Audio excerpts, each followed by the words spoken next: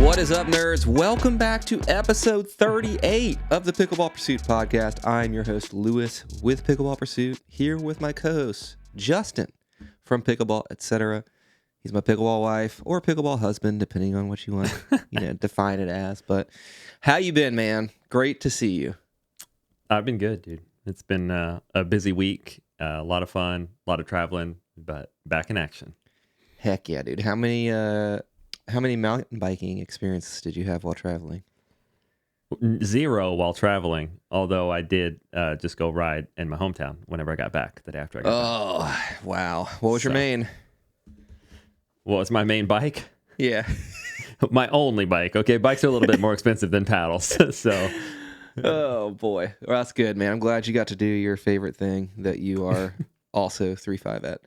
All right, man. We're going to move on real quick before we give you all the topics. We just want to say a big, huge thank you to our title sponsor, PB Vision.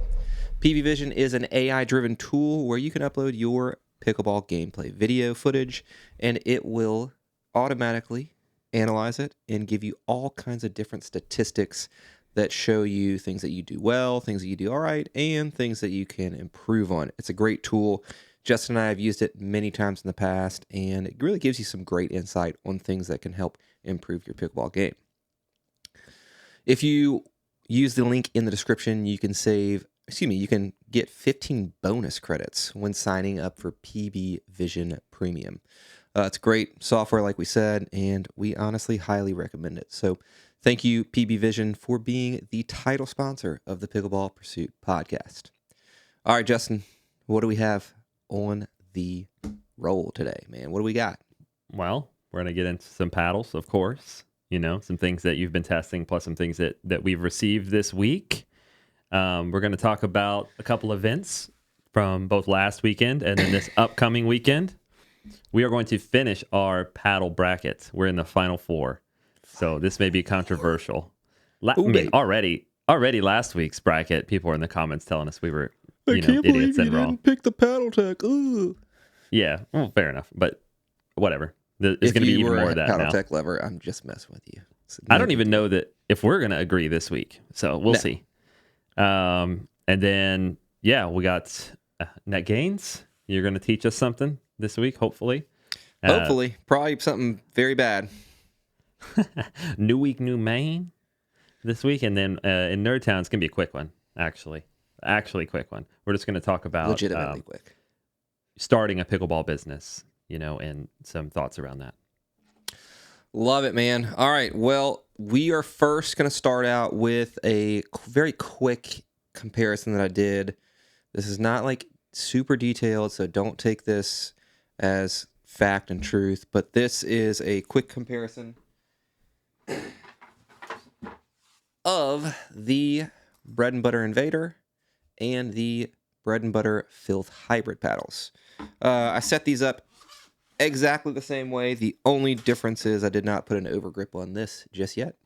But as you can see, very similar setups for each of these paddles. Looks like I did maybe like a 1/4 of an inch less on the Filth hybrid, which should not really affect too much. So to my expectation, I was expecting the Filth hybrid to just be like a really softer, more plush feeling and playing hybrid paddle compared to the Invader. So I was expecting this to be a much more offensive version of this, and I was a little bit surprised. This is a lot more offensive than I was expecting, and when I say this, gotta say the names, Filth bro. Hybrid. Yeah, for the listeners. The Filth Hybrid is a fairly offensive paddle, not quite as offensive as the Invader, but it does provide a different feel. Some may enjoy more because, there's no fiberglass in the face layup. I really did enjoy the feel and playability of this Filth Hybrid, similarly to the Bread and Butter Invader. Both paddles are very good. I would say if you want a slightly less offensive hybrid shape from Bread and Butter, but also want to still maintain that really awesome shape and still have some offensive capabilities, I think the Filth Hybrid might be a really good option. If you're somebody who's not sensitive to fiberglass, I still think the Invader is the better paddle in terms of, the higher level of play. Not to say that this can't be used by high-level players. This is very much a high-performing paddle. In fact, this, in my quick testings, like I said, I felt like I got quite a bit more spin than the bread and butter Invader, which is no slouch for spin generation. So, great paddle. I think this one's going to be extremely popular. A pretty massive upgrade on the Loco, in my personal opinion. So, I'll be testing this out quite a bit more. I've hit the wide body or the Filth standard shape quite a bit, and not quite a bit, just a little bit, and we'll be hitting that quite a bit more. So, great stuff. Pretty impressed with these so far. Have you hit the Filth Hybrid very much? Nope. That's what Not I thought. yet. Okay. These are launching at the end of April. Yeah. So It'll be a minute before they're out. Yeah. So I have them. I have the hybrid in my bag. Actually, I just haven't hit it yet. Hater. Nah. We'll get there. This is a lot. It's a lot to make it through, Yeah, bro. And I was gone for more than half the week this week. So whatever, dude. We get it. Okay. Pickleball, etc. is just etc. Okay. We're gonna move on next to a couple paddles Justin and I got. I got the Blucore Max 16 paddle. Justin, what did you get? And I'll let you kind of take this section. So between the three of us, we kind of got a variation of all the different options. You had the Max shape in a 16 thickness. I had their Pro shape in 14 thickness, and this is the Warrior. They call it their standard shape in 19 thickness. This is the one with a triple layer core. All right, so these are just gonna be first impressions, but since this paddle is so unique, I actually have a lot of first impressions. So starting with the positive stuff, I gotta say I really like the design and branding. Like even on the bag that it came in, and the design is very minimal, but it just looks really professional. Even the Blucore itself has its own kind of logo. It's a technology here. So yeah, the branding and design, this looks, yeah. They have the clear butt cap where you can actually see the blue foam, my camera, in there. So you see the Blucore, which is a really cool design piece. And then they actually did something different with the edge guard, which I've been saying for a long time that that's like an open space for innovation, that people need to look at doing different things with an edge guard and not just going edgeless, because we know the downsides of edgeless, but let's look at how to make a different, maybe better edge guard, or just have some options.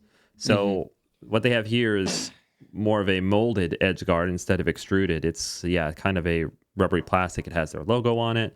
It's much thinner and more low profile than a traditional edge guard, but still plenty of protection. So I really love that they did that. Some people have talked about... Oh, yeah, I didn't realize it is quite a bit thinner. Oh, yeah, it's way more low profile. Way thinner, yeah. Yeah. So, and in a minute, I'll kind of get to some of the implications of that. But one of them that people have talked about already is that weighted tape isn't going to stick to it as easily because it's almost like a self-lubricating style plastic. So that said, I have Bodhi tape on mine right here, and I just stuck it on there and just pressed it really hard, and it's not coming up at all. So it feels pretty firm. So nice. I don't know if Bodhi's using a different adhesive than the others, but I can tell you that the Bodhi tungsten tape sticks just fine. I just put it on and really pressed it, and it's not showing any signs of coming up. Okay, so that kind of... Well, okay, and then another huge positive, and this is just a first impression, is the fact that they're innovating core tech here. So this is an EPP foam core, a beaded EPP foam core.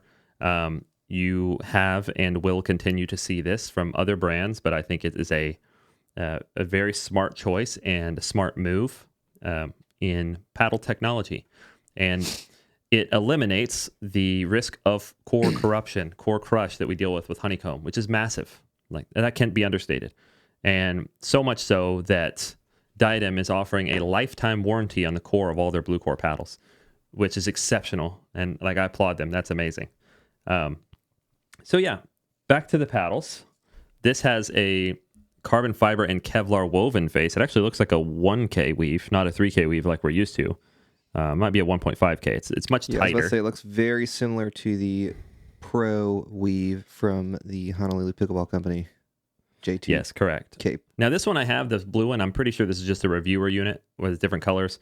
This has a 3K weave on it, but I don't know that this is a production model. I think that the colored ones were reviewer units, if I'm understanding the literature correctly.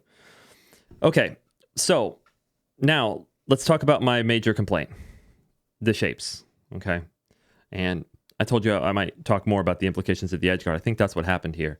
So there are 3 shapes. He showed what is called the max shape. That's a wide body shape. And then here is what you would consider like a long handle elongated shape, and then like a short handle elongated shape according to their stats. However, tape measure right here. Measuring this, you're looking at a 16.25 length, so a hybrid length, while only being 7.4.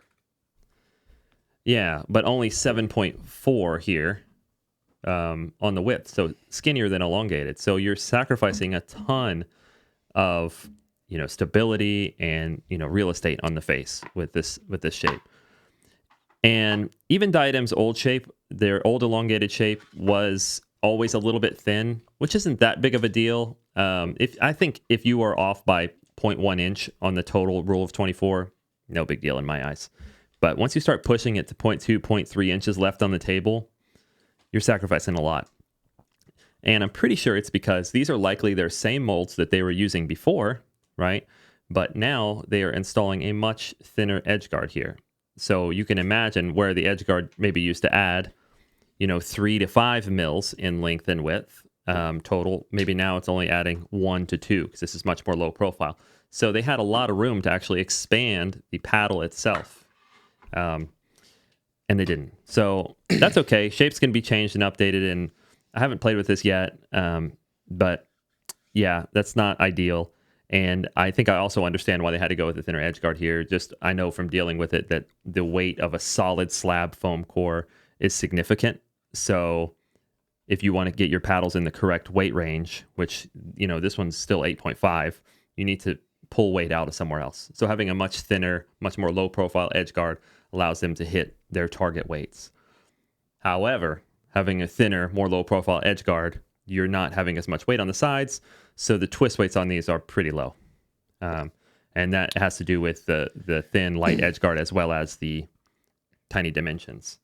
So still, this Pro would be my favorite shape. It has a good usable handle. This is technically a skinny hybrid, if you want to call it that. That'd be my favorite shape of the 3. This is another thing that you're going to hear from everybody, but this is what Diadem is calling their standard shape. However, standard is already an industry term. Standard has meant 16 by 8 for many, many years. So calling what's supposed to be an elongated, but actually a skinny hybrid standard is pretty confusing. So I think that was a marketing miss. This shape is most similar to like Carbon 3, Magnus, Proton Flamingo, kind of shorter handle, like a 5.1 inch handle, and elongated, but actually not long enough. But yeah. And then the max shape, the one that you have, I haven't held in hand, but I know it has a 5-inch handle. Yeah, it's a little short.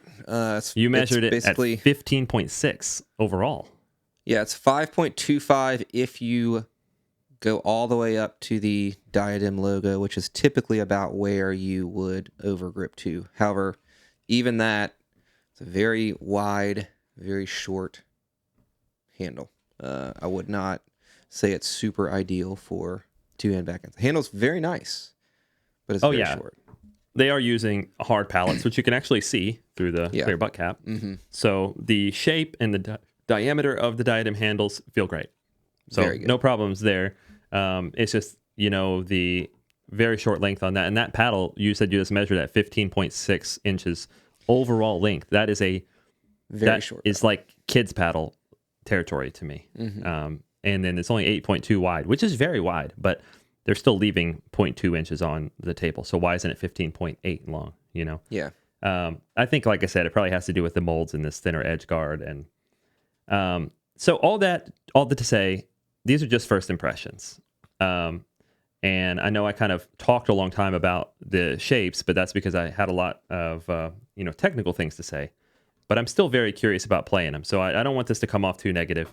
I do think they look amazing, and I am very curious. And I truly applaud Diadem for, innovating in the space and, making a long warranty.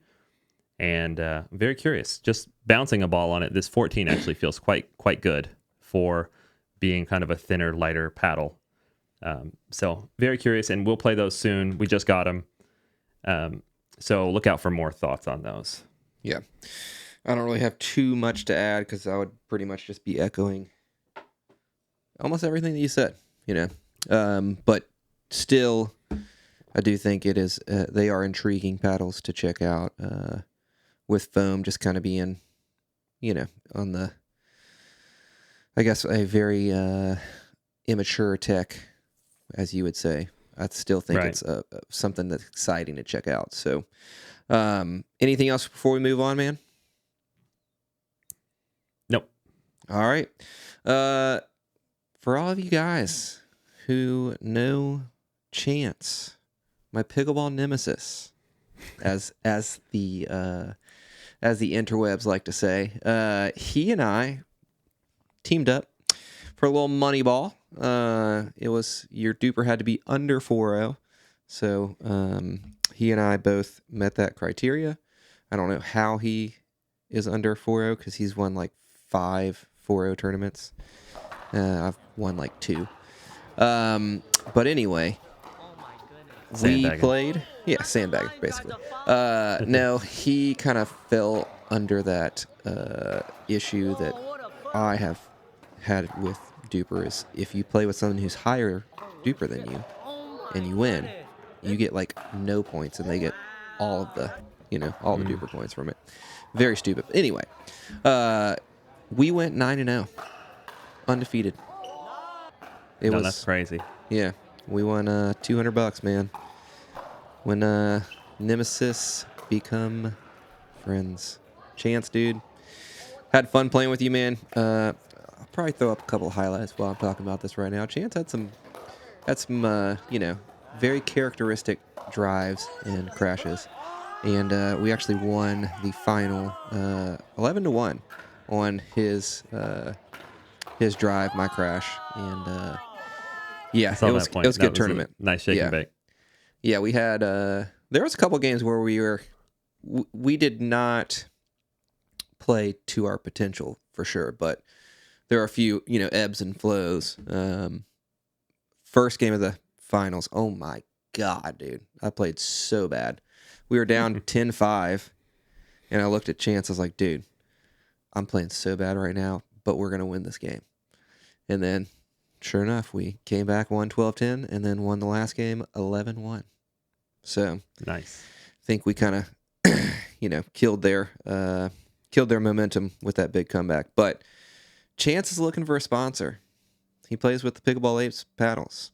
So, Ivan, if you're watching this, sponsor the little 4.0 And dude monster. plays tournaments all the time. Yeah, he's 12. He's a destroyer of men.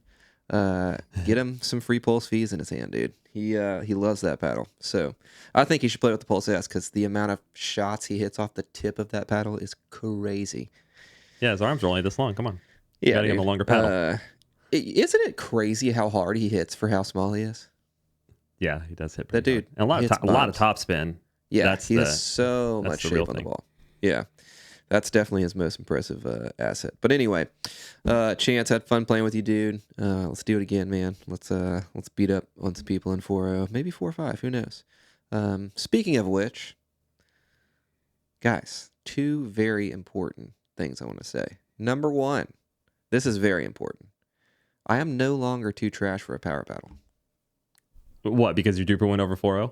No, I've just been playing with power paddles and being very comfortable with them.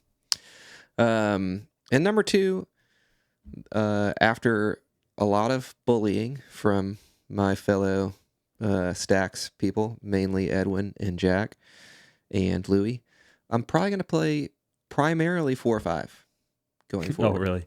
Yeah. I thought you were going to say you've been bullied for playing a Gearbox. No.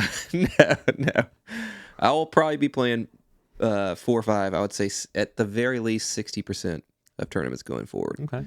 Maybe more than that. But yeah, just wanted to make those announcements. So yeah, You did play with the Gearbox when you went 9-0. I did. Yeah, Okay. Isn't that crazy? Yeah, I mean, I haven't tried that pedal. I really want to actually, but I mean, Yeah, now that you can try you're it loving it, when you come And down it's- to Baton Rouge. it's a lot of varying opinions on it. So I'm Yeah, interested to try it Well, for myself. there's only one varying opinion, and we're not calling Braden out because Braden has usually very good takes. But that's just kind of one of those paddles where it No, is Isaac said the same so- thing. Oh, really? Isaac said the same thing. It's so muted Yeah. that he doesn't have a good feel of how hard he's hitting the ball or where it's going to go. And Yeah. he said it's almost like too muted for him. So Yeah. and I've seen at least one other person say that online. So Yeah. there's multiple in that camp and others who are like, nah, I love how dampened it is. It's fine. So, Yeah, I think it's totally fine. Almost every single person I've heard talk about it really likes the hyper shape. The Integra XL is pretty good. It's basically like a slightly shorter, slightly narrow, elongated paddle, but only slightly. It's like 7.4 wide by 16.4 or 16.35 inches. So very similar to the Franklin C45 shape. Yeah. But anyway, yeah. So speaking of other, local events, Justin is coming down. He's coming down to Baton Rouge for the PPA Here I come. Challenger event. And we are going to be, should we tell him what we're doing? Yeah, we probably should. Sure, right? if you Yeah, want to. Yeah, I think we should. We are going to do a singles Dream Breaker Well, after.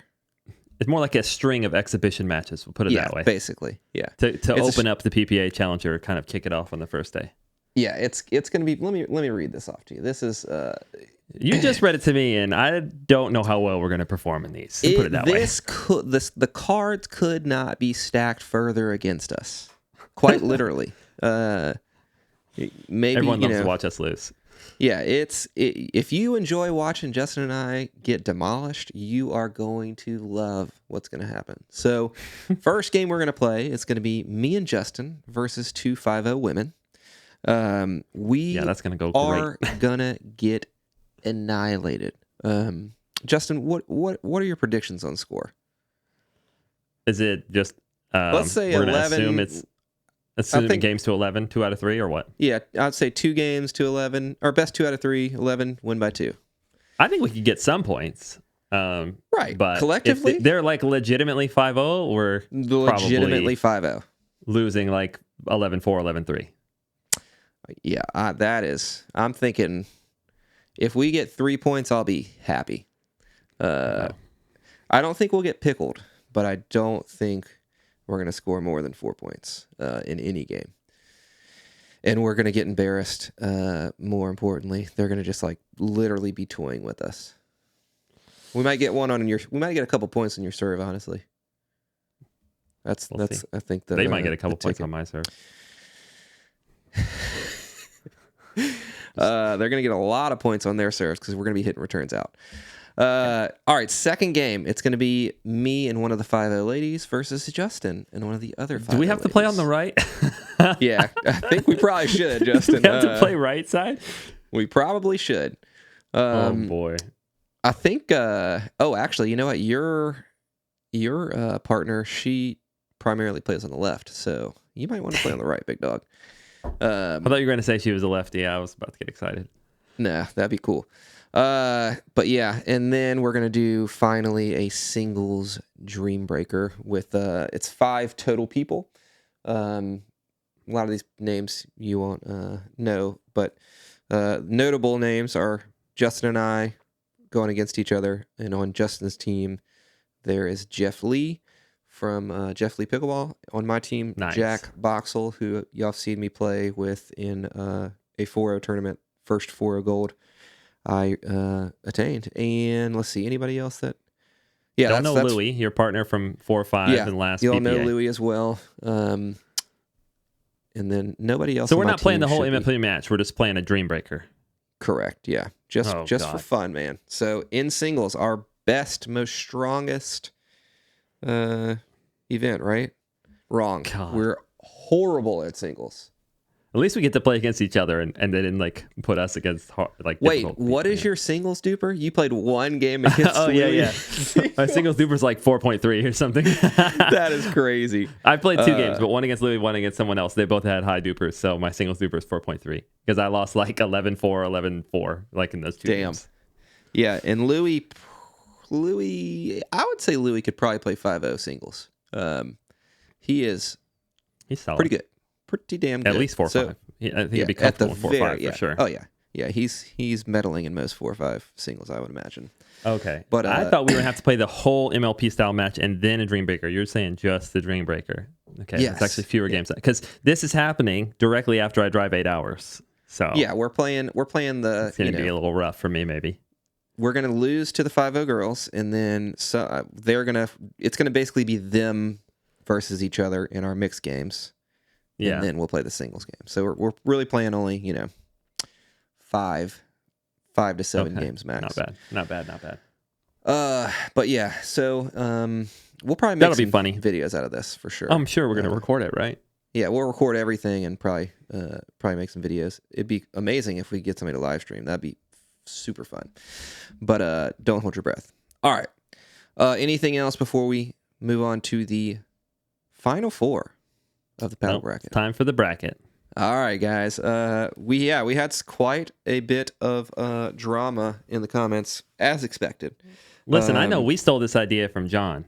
Yes, but it feels like we were early this year because now every podcast Braden has come out in the past week since us. Not more than just that, has had brackets, which I'm here for. It's fun for March Madness, but I just think it's funny, we stole it from John, but now we look original. Yeah, exactly. How dare you? So poor John, he really got triple ripped. Yeah. Yep. Thank you, John, for setting the precedent as usual, big guy. We are happy to steal from you. All right. Shall we begin?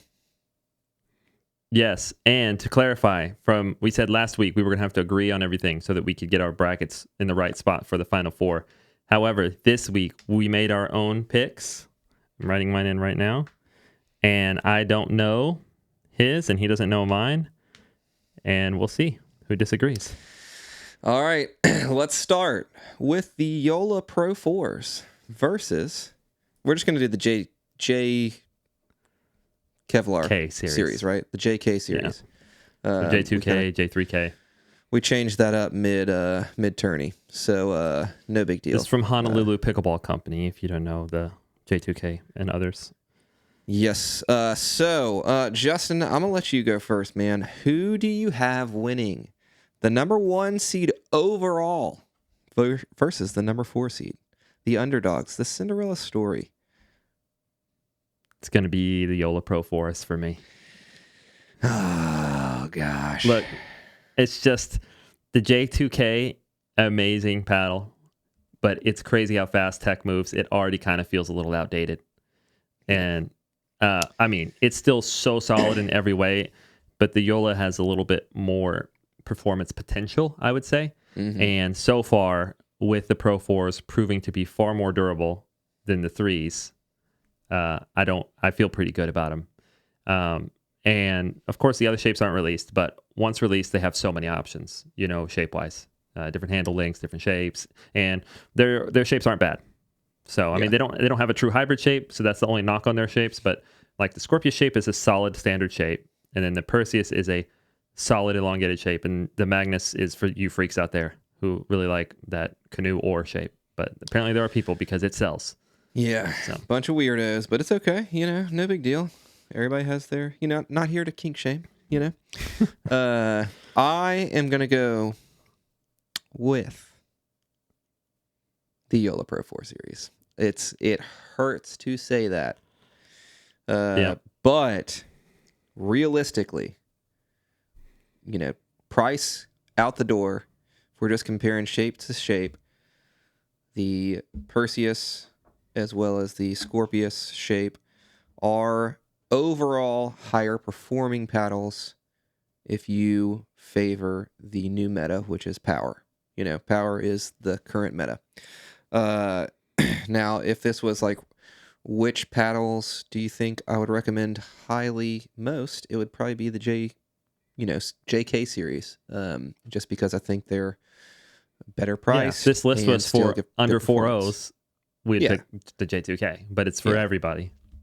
Yeah. And overall So- performance. Yeah, Yola Pro 4, the number 1 seed, moves on to the final. It's going to be hard to beat. Gosh, I unanimously. hate to say it. Yeah. I hate to say it, but All right. Well, let's move on to the other side of the bracket, which is the Cinderella story. this is where Is it it gets really a interesting. Cinderella story? Is it really? All right. I mean, Not I on guess this podcast, but yeah, the not on shows. this podcast. Yeah, the Neonic Flare Prime X, our most loved mains, versus the 11.624 Power Series. All right, Justin, how long have you been maining the Neonic Flare Prime X? I need to look back, but I mean, it's been months. Like, Yeah, has it been 3+ months? yeah, and I started playing with that, and I don't know when it was. November maybe. Last year, for sure. Yeah, Yeah. November. And you started playing with it after me. So, Yeah, it's so a crazy. long time. Let's just say Yeah. 3+ months. I should look back at some point and see when was the first week I said I was maining it. We love those paddles so much that we said excellent they paddle. are better than the Bantam series from PaddleTech, which a lot of people did not agree with, and a lot of people did not I don't agree even with think it. that's controversial. They just No. play them both, dude. Yeah, Unless you're a Yeah. 5.5 plus, just play them both yeah. openly. No comparison in my mind. And our second, our second Cinderella story, the 6 seed, the 11.624 Power Series paddles, just a total complete package from top to bottom with these. And you said these are the best power paddles, the best paddles in the power category. Okay, just reminding you. I stand by that. Okay. All right. You want me to pick first again? No, I'll go first. And I'm gonna just, I'm just gonna go straight for it. 11.624 Power Series for me moves on to the final because it is a more complete paddle lineup and virtually does everything the Neonic Flare Prime X does. However, that doesn't mean it's best for everybody. Still going to the final for me. What do you got? I am going to pick 11.624 powers.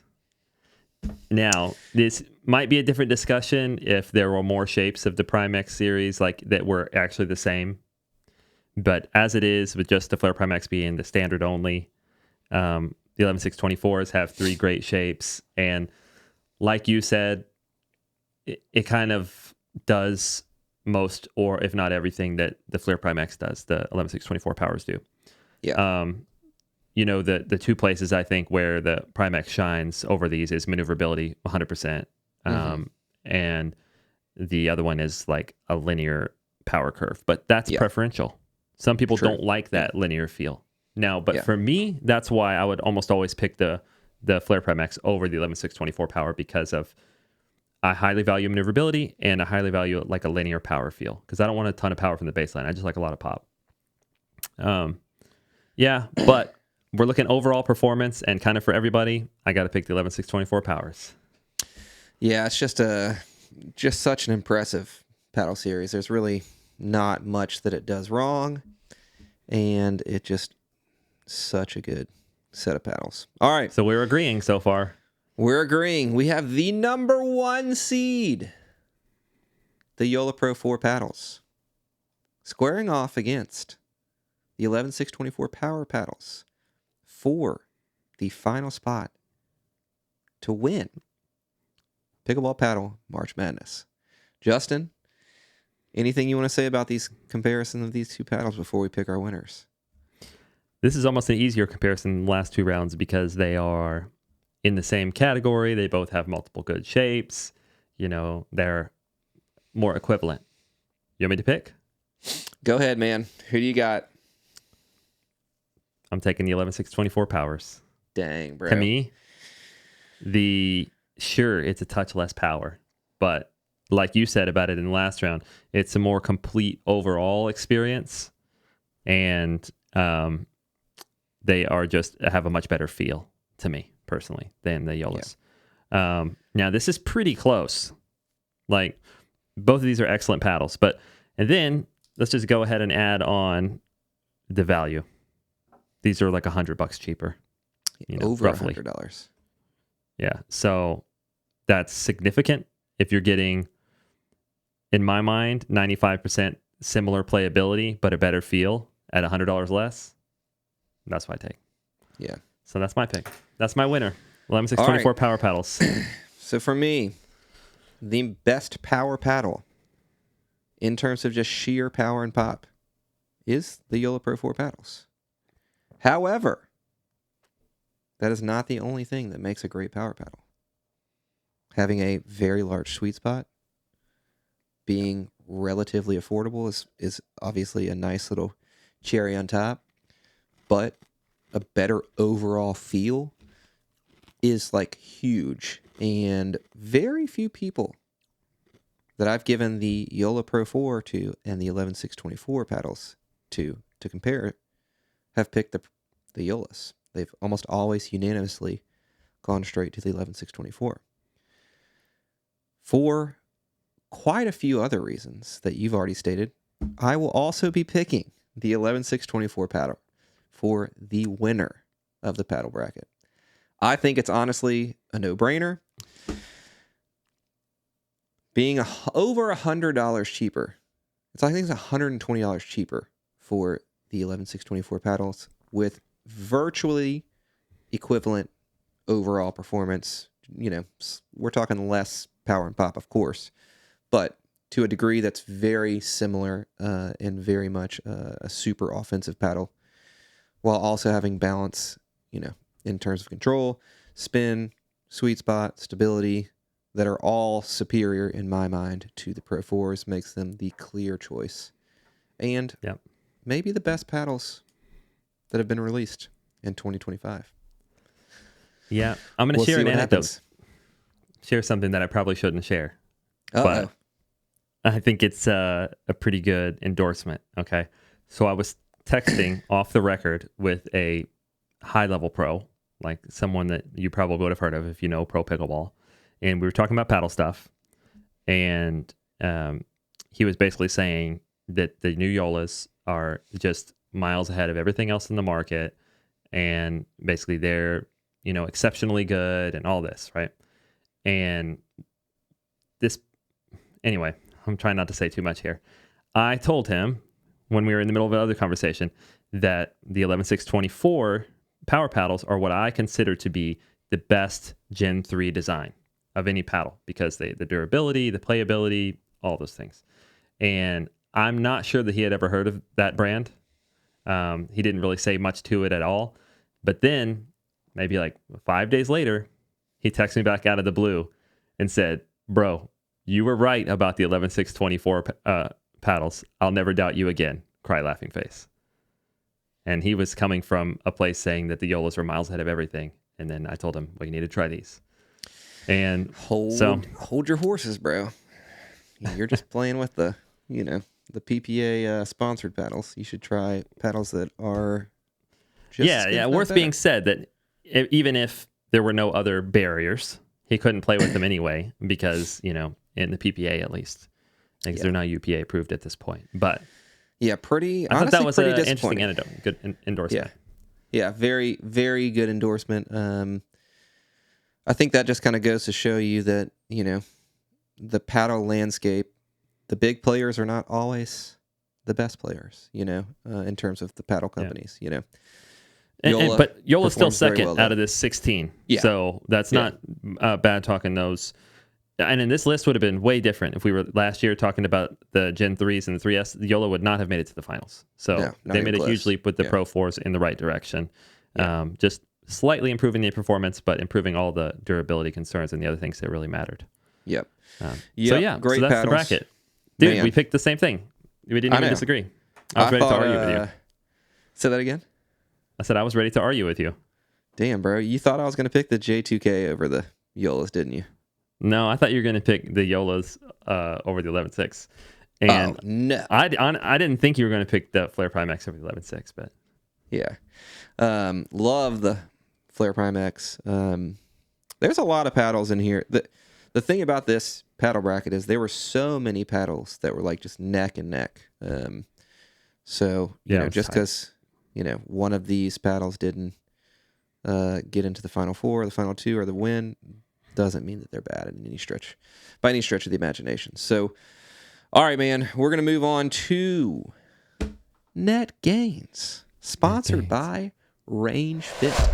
Range Fit is an electrolyte mix drink where you can buy either the big old tubes of it or the individual packets. It is getting hot, guys, so now is the best time to really just stock up on electrolytes so you can stay hydrated, number one. Number two, avoid cramps and just help keep your electrolyte balance. So I personally love the Range Fit. Easily one of my favorite electrolyte mixes, and they are actually local to Baton Rouge, which was also a really nice addition. No caffeine, and they come at a very reasonable price. You can use code PURSUIT to save 15% at checkout when purchasing Range Fit. Thank you, Range Fit, for sponsoring Net Gains. Justin, you want to add anything? I've been chugging my strawberry kiwi. I know. I've been chugging my strawberry kiwi. I'm almost done with it. I bought a tub of it, and I'm almost done. Also, my wife now, she calls it her dessert. So like when it's like she comes in from a run or whatever, and she's like, "Will you make me my dessert?" And That's I'm like, hilarious. "You mean the electrolyte, right?" It's just like, yeah. So it's like become a running gag because it just tastes good and it feels like the dessert that you earned after your workout in a way, but it's also good for you. But yeah, I've been it's been hotter, so I've been trying to stay on top. I have been actually the most hydrated person in all of the United States for the past week and a half, honestly. So let's go, baby. Let's go. Drink that water, guys, as Farmer Linky says. So yeah, this week's Net Gains, we are talking about something that is very simple, yet people 4.0, 4.5 and under do not do it enough. And it is the simple thought of setting your feet early. Justin and I talked about this many weeks ago. You were talking about how I should experiment with split stepping half a second earlier than what I initially think I should. And I think that holds true. But more importantly, it's so important and so apparent how the pros are always setting their feet, especially the top pros like Ben Johns and Annalie Waters. They have exceptional control of their body, and a lot of that stems from their footwork and just being ready for every single ball.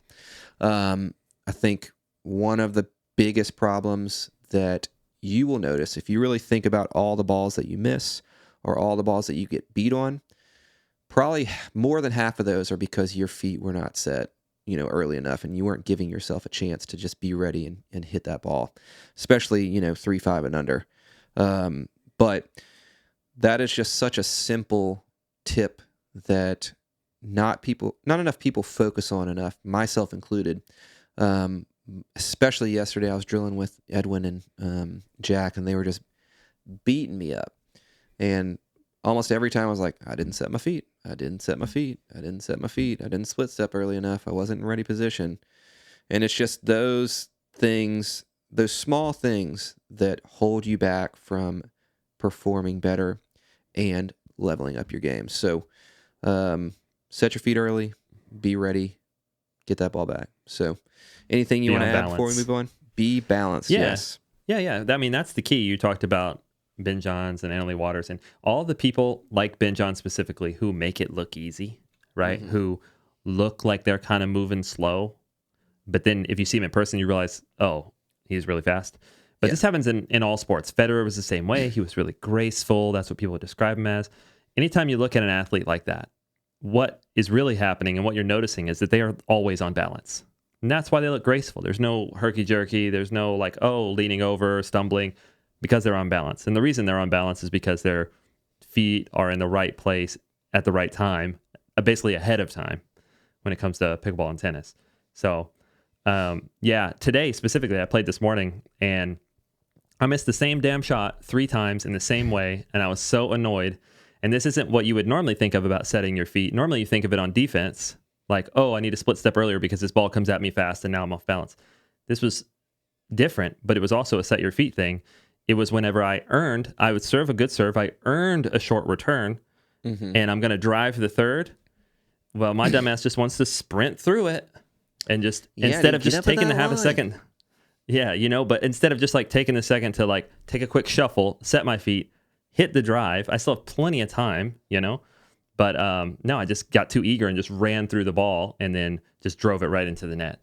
And each time I knew immediately afterwards, I'm like, God, just chill, just stop for a millisecond, fix your feet and hit the ball. And then that shot would go over, which I did do correctly multiple times, but just those 3 times stuck in my head, getting too eager. So it isn't just on defense that you need to set your feet. It should be for all shots, be on balance. Yeah, so. Man, I can't even stress how important it is to set your feet on drops.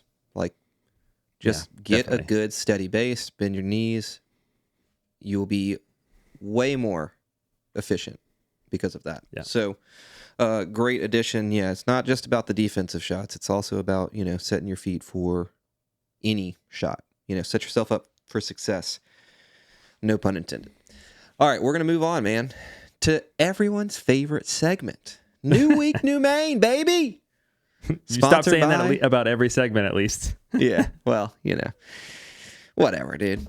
Sponsored by Bodie Pickleball. If you are looking for overgrips, edge guard tape, tungsten tape, sleeves, bags, and other tons and tons of pickleball accessories that are really high quality, check out Bodie Pickleball.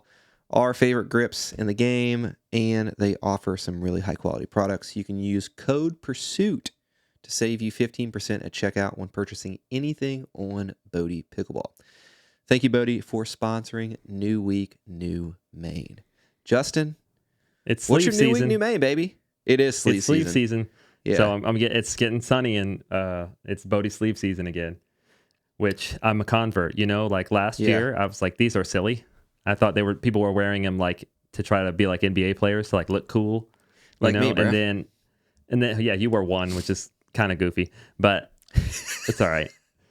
But then someone let me try some, or I got some from somewhere, and I wore them outside on a hot day for the actual UV protection, and I was like, wait a minute, I'm down to look goofy for this, because way less hot than wearing a long sleeve, of course. And as soon as you start sweating and they get like a little bit moist, then it's immediately cooling. Then all the wind just cools your arms. So it's super nice.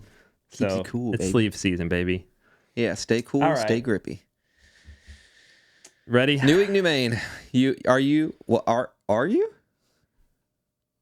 officially? Oh my this God. Is not my new main. Wow. But I've been playing with this again, and dang, this paddle is good. I like the look too, because I'm a purple fanboy, but dang, this handle's so good. The feel and the spin and the control. This is definitely a placement over power paddle. I would say it's almost like, and in today's meta, like low all court. Oh, and for the listeners, sorry, I'm holding up the Neonic Flow Swift. But man, is it good. And I really like it. And I almost feel like I should change my game in a way where I play with a more placement over power control paddle style, and quit trying to be, so alpha or something like that, or think I'm aggressive. No, dude. Power paddles, baby. Yeah. It's the Neonic Flare Prime X. Yeah, boy. I can't get off of it. I tried multiple paddles in the past months, and I've been rotating paddles even while playing, and every single time I come back to this paddle, I immediately play better. I immediately stop thinking about the paddle in my hand, and I know that has a lot to do with how much time I put into it, but also I feel like my offensive options are just there. I'm just hitting more good shots, more like unreturnables. I don't want to say winners, but put them in a compromising position or whatever. So it just fits my game. It's got to still be the Neonic Flare Prime X. I know it's boring, y'all. When new stuff comes out, I try it, and I keep comparing them. But I guess in my personal paddle bracket, this one keeps winning. Yeah. Well, I'm gonna continue to cheat on the Flare Prime X. I joked in the Neonic Discord. I said the Flare Prime X and I are in an open relationship. I'm openly cheating on it. and I stand by that. But I was maining this for a week, and I was contemplating going back to it. But, you know, it is a little bit deader on the tip than I would like. It's not bad. It's no paddle tech.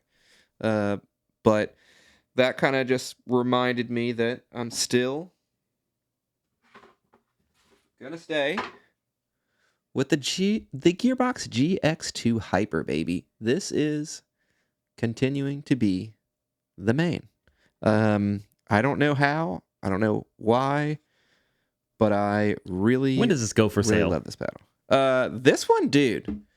I gotta try this thing. It's I know a while. I'll try yours when I'm there, but They said it's gonna be a month or two after the Integra and is it Elongate. approved? I don't know. I played with it in a tournament, so I sure hope yes, so. I guess so. Yeah, probably not. Metal revoked. Yeah, You got to give your money back from the Moneyball. Money back, baby. Well, I really like this paddle. It is sufficiently stable. It does have a shorter handle. It's not, not the shortest. We'll compare it to, let's say, the Diadem, which is pretty substantially shorter. You can just kind of see by the taper. It is way lower back there and way wider. Handle on the GX2 is shorter than like the Invader, though? Yes. It's about on par with the Invader. But the taper of the Invader is that better. feels playable. Yeah. Maybe. The taper is Invader's better about as short Invader. as I can go, personally. You probably could not do the GX2. It's just a wider taper, which is going to cause quite a bit of problems for people. This paddle would be virtually perfect if the taper was just a little more narrow, or as you say, if they just added a radius to it. So, really like this paddle. I felt like it gave me quite a bit of offensive capabilities while remaining fairly easy in terms of the more control-oriented game, or more control-oriented strokes, such as drops, dinks, and resets, and sufficiently powerful. Like, this paddle is shockingly powerful on putaways and drives. Gearbox, man. Sweet spot is freaking gigantic, dude. Like, That's maybe awesome. the biggest sweet spot of any paddle that I've tested. Yeah, by the way, it may come off like we're, bad-mouthing Gearbox a lot on here. We have been in a long time. For a long time. I have been. Raphael actually from Gearbox, he commented on our last podcast. Did you see that? I did not. What did he say? You should read it. It's long. It's yeah. detailed. Oh boy.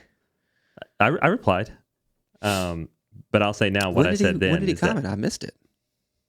A couple days after it posted. But dang, my bad, Rafa. I'll say what I said now. Like, I've always had a ton of respect for Gearbox's like engineering and their tech. I think that they've been steps ahead of every other brand way up to this point. Yeah. Which is really cool. And even in my interview on Pickleball Effect with Braden, when we talked about foam cores and the future of paddles, I had said that I picture the future of paddles being like a composite lattice core supplemented by foam, which is essentially kind of what Gearbox is already doing. So to me, even in the direction of the development, they're way ahead. So as much as people think that we, bad talk Gearbox or anything, we actually have really high opinions about Gearbox. Yeah. However, and I have to tell brands this all the time as a consultant, it doesn't matter how cool your product is or how advanced it is, or if it's made in the USA, or if you have any other marketing piece around it. It does not matter if it doesn't perform well for the masses. And that's been my only complaint with Gearbox for the past couple years, right? I'm talking about just like, since they started doing these. The stability and the playability for the masses has not been great. Now, I know there's a lot of people who love them and they're unique and there's a whole niche market, but I'm not talking about a niche. So if the GX2 now is a paddle that you're saying this thing is awesome and it performs well for most people, then I think that's a giant step forward. So anyway, those are my thoughts. Yeah, it's a great paddle, man. I am, it kind of surprises me every time I play it, and anytime I go back to another paddle and then pick it back up, it's just the feel is so unique. And like I said, man, I have been a non-believer of Gearbox paddles for a while, and this is the first one where I've been like, damn, this paddle is really, really, really good. Like the Nice. Integra XL, I was like, this is a good paddle. There's, it's fine. But the Hyper shape, it's legit. Like, it is legit. I would say it's probably a top 5, top 10 paddle easily. So more time may bring it higher on the ranks. Right now it's my main over everything. So Gearbox got some exciting stuff on the way. So if you were a former PPE user and you want a good paddle and you love Gearbox, GX2 is the way to go. That's the truth. All right, man. Real quick, we have a short NERDTOWN. Mayor, bring us there. What do we got, dude? All right. Hopefully this will be quick. You know me, though. Hopefully. I just want to answer a question. And this is a question that I get asked plenty. I'm sure you even get asked this. But the question is it too late to start a paddle brand in 2025? I think the origin of this question is two things. Number one, obviously the pickleball market and pickleball as a whole is just popping. Like, it's growing a lot. Yeah. So people are seeing the opportunity there. Number two, I think the question, the implication is as a comparison to, it was fairly easy and you would have been in probably a good spot if you were able to start a pickleball business in, let's say, 2022, ish. Because you would have got in pretty early. You could have, built your brand reputation and all that. But the major thing is, and here's the answer to this question. No, it's not too late to start in 2025. However, I think starting a pickleball paddle brand in 2025 is going to appeal to different people and or groups than it did in 2022 because there are far more barriers to entry now. The obvious one is the market is far more saturated and competitive with not only large brands, what we might call legacy brands at this point, but a ton of mid-sized successful brands that maybe started around that 2022 range that have built a brand reputation and have built the infrastructure. And then there are also, the ones that we're kind of hoping fade away, but all the overnight internet brands that are like essentially white label or catalog brands that aren't an actual company. It's just people looking to take advantage of the market and make a quick buck. So even those companies add to the saturation, so it makes it more difficult to start now and stand out. However, I don't think it's too late. You just need to come in. If you're coming in 2025, you need to come in with more money than you would have had to before. The approval fees are steeper across the board. Everything about it is more expensive, even down to like the URLs and the website and everything. Now that people know that pickleball is a big thing and it's a growing market, there's more demand. So everything is more expensive. Not only that, you need to come in with more money, but you also need to come in with a certain amount of knowledge or savvy, because it's kind of you'll just get eaten alive if you try to come in with a half-ass brand or half-ass paddle at this point. Like there's no more patience for someone coming in with a mediocre paddle or product. In 2022, I think you could have gotten away because there were not that many brands. And, people didn't know that much about tech. There wasn't a big push about making, better performance paddles, so to say, because people had kind of been playing with the same thing for a long time up to that point. So you could come in with a mediocre paddle, build a good business, and just get some people to like it and then build a brand and then expand your line. But now, try to come to market with a mediocre paddle. Like, yeah, right. You better have some serious advertising money. You better be affiliated or tied to another large company or something like that to give you some credibility. Because if you're just a small company coming in and you're not offering something with basically top tier level performance at a great value, then you're just going to get overshadowed. Yeah. There are too many good competitors right now. So no, it's not too late. But I think, again, the people who can do it and should do it in 2025 is a different subset than the people who can and should in 2022. It's much more difficult now. And it's honestly, we might see more companies, maybe other sporting goods companies starting paddle brands who can put in a ton more effort and money up front to come with a good product, and they have the credibility from, the other markets to push them. But I don't know how many very successful, like single business owner, small companies we'll see come in and blow up anymore. I think that's going to be more and more rare. Yeah, I would say catalog brands dead. You virtually have no chance in this market because people differentiate so well now. I mean, Neonic is a perfect example. They came in with the catalog shape with the Force. However, they made it at a very affordable price. It was the first, I think, Gen 2 thermoform paddle for $99. They used that to catapult themselves into creating a unique shape. I think it was the first 5.5 inch hybrid handle. Maybe the Slice. It was the first long handle hybrid. Yeah, maybe. No, I'm pretty sure it was the Flow. Yeah. I'm almost positive because I was designing a long handle hybrid around that time. And no one else had done it except for the Flow. Yeah.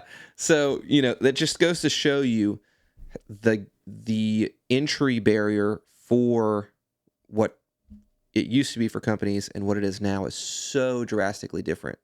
Like just making a long handled hybrid is not enough now. You have to make something that is peak performance. It can't just be a unique shape anymore. That's a great example. Before, a unique shape could kind of push you into some conversations. Yeah. Not anymore. You better do more than just the shape. Yeah. You better hire Justin. Well, yeah. I guess that was a giant commercial for me. Yeah. I did say you have to have market knowledge and savvy, That's right. That's right. I might be your guy. Hit up Justin. Although, don't actually hit me up, or you can, and I'll, put you down. But I'm happy to report that my books are pretty much full. Like I can't take on any more clients right now, which is, I feel extremely humbled and grateful. And thank you, everyone. It's been amazing. I couldn't have predicted it, but to be in a position where I have to kind of turn down clients or say, hey, can we revisit after a while, or try to minimize what I'm able to do for them. I mean, that is a very lucky position to be in. I feel extremely grateful. I told you so, boy.